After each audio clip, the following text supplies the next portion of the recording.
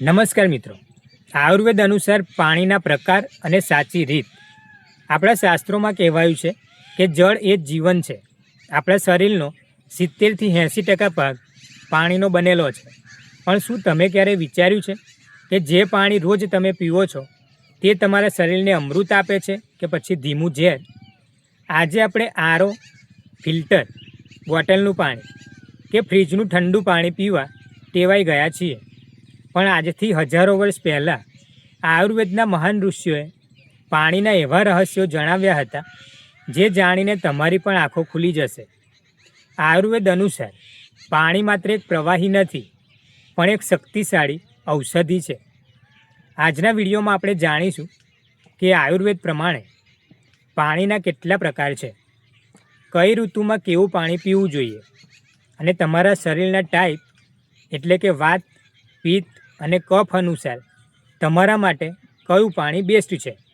જો તમે ખોટી રીતે પાણી પીવો છો તો આ વિડીયો તમારું જીવન બદલી નાખશે, અને એટલે જ અંત સુધી બને રહેજો. આયુર્વેદ અનુસાર પાણીના મુખ્ય પ્રકારો, ટાઈપ્સ ઓફ વોટર. સૌથી પહેલાં વાત કરીએ કે આયુર્વેદમાં પાણીને કઈ રીતે જોવામાં આવ્યું છે. આચાર્ય ચરક અને સુશ્રુતે પાણીના સ્ત્રોત અને ગુણોના આધારે તેના ઘણા પ્રકારો બતાવ્યા છે. ચાલો મુખ્ય પ્રકારો સમજીએ. નંબર 1, ગંગોદક, આકાશનું પાણી, રેન વોટર. આયુર્વેદમાં આકાશમાંથી સીધું પડતું વરસાદનું પાણી જે જમીન પર પડ્યું ન હોય તેને સર્વશ્રેષ્ઠ અને પવિત્ર માનવામાં આવે છે. તેને અમૃત કહેવાય છે. તે ત્રિદોષનાશક, વાત, પિત્ત, કફ ત્રણેયને બેલેન્સ કરનાર છે. નંબર 2, ભૌમ જળ, જમીનનું પાણી, ગ્રાઉન્ડ વોટર. નદી, તળાવ, કૂવા અને ઝરણાનું પાણી. આયુર્વેદ કહે છે કે જે પાણી પથ્થરો સાથે અથડાઈને સૂર્યપ્રકાશ અને પવનના સંપર્કમાં રહીને વહે છે, જેમ કે ઝરણાનું પાણી, તે પચવામાં હલકું અને ગુણકારી હોય છે. જ્યારે બંધિયાર તળાવનું જે પાણી હોય છે એ ભારે હોય છે. નંબર 3, શીતળ જળ, ઠંડુ પાણી અને ઉષ્ણ જળ, ગરમ પાણી. આયુર્વેદમાં પાણીના તાપમાનને બહુ જ મહત્ત્વ અપાયું છે. ઉષ્ણ જળ, હૂંફાળું ગરમ પાણી, તેને આયુર્વેદમાં દીપન અને પાચન કરનારું કહ્યું છે. જે પાણીને ઉકાળીને અડધું કે ચોથા ભાગનું એને કરી દેવામાં આવે છે, તે પચવામાં એકદમ હલકું થઈ જાય છે. સોના સમાન ગુણકારી બને છે મિત્રો.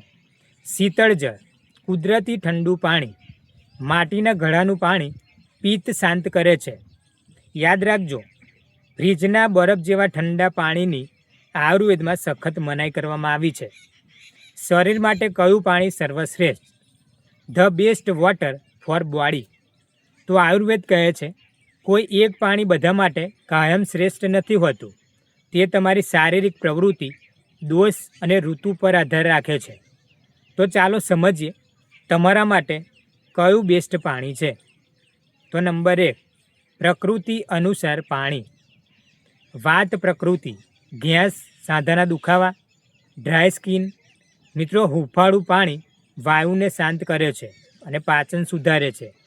પિત્ત, પ્રકૃતિ, એસિડિટી, ગરમી, ગુસ્સો, પિમ્પલ્સ. માટીના ઘડાનું કુદરતી પાણી, ઠંડુ, શરીરની ગરમી અને એસિડિટી શાંત કરે છે. કફ એટલે કે પ્રકૃતિ, વજન વધારે, આળસ, શરદી, ખાંસી. નવશેકું કે થોડું વધારે ગરમ પાણી મેટાબોલિઝમ વધારે છે અને કફ વગાડે છે. નંબર 2, ઉકાળેલું પાણી, શ્રુત શીત જળ, આયુર્વેદનું અમૃત. જો તમારે કોઈ એક જ પાણી પસંદ કરવું હોય જે સેફ અને બેસ્ટ હોય તો તે છે ઉકાળીને ઠંડુ કરેલું પાણી. પાણીને સારી રીતે ઉકાળો, પછી તેને રૂમ ટેમ્પરેચર પર આવવા દો અથવા માટીના ઘડામાં ભરી લો. આ પાણી હલકું, જંતુમુક્ત અને પાચનતંત્ર માટે સર્વશ્રેષ્ઠ છે. તે શરીરમાંથી ઝેરી તત્વો એટલે કે આમ બહાર કાઢે છે. વાસણના આધારે પાણીના ચમત્કાર. તમે પાણી શ્યામાં રાખો છો તેનાથી પાણીના ગુણો પણ બદલાઈ જાય છે મિત્રો. પ્લાસ્ટિકની બોટલ તો ઝેર સમાન છે, તો પછી વાપરવું શું? તાંબાનું વાસણ.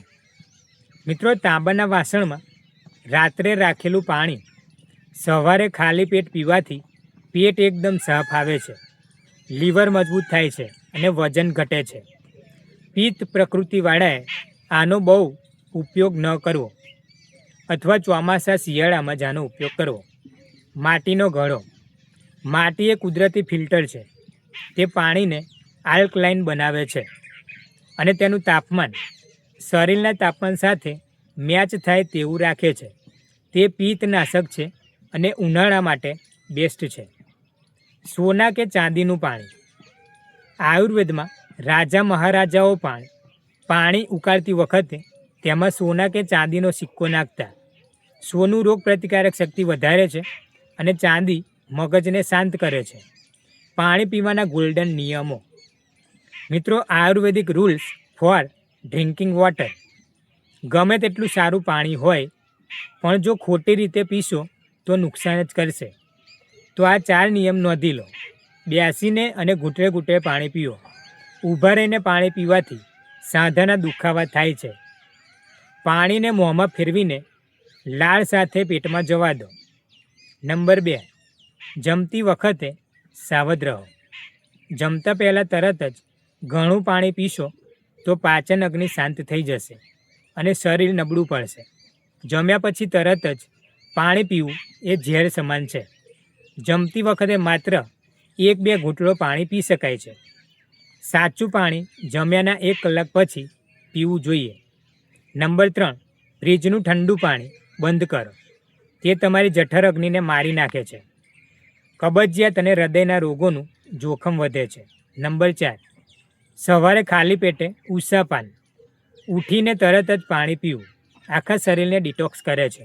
તો મિત્રો, આજના આ આધુનિક યુગમાં આપણે ભલે ગમે તેટલા મોંઘા ફિલ્ટર લાવીએ પણ જો આયુર્વેદના આ મૂળભૂત નિયમોનું પાલન નહીં કરીએ તો બીમારીઓ ઘર કરી જશે.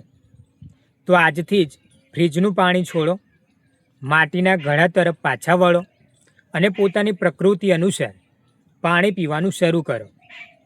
તમને આ માહિતી કેવી લાગી? તમે અત્યારે કયું પાણી પીવો છો?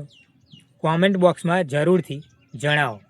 જો વિડીયો ગમ્યો હોય તો લાઈક કરો, તમારા પરિવાર અને મિત્રો સાથે શેર કરો અને આવી જ માહિતી માટે અમારી ચેનલને ફોલો અને સબસ્ક્રાઈબ કરવાનું ભૂલતા નહીં. સ્વસ્થ રહો, મસ્ત રહો.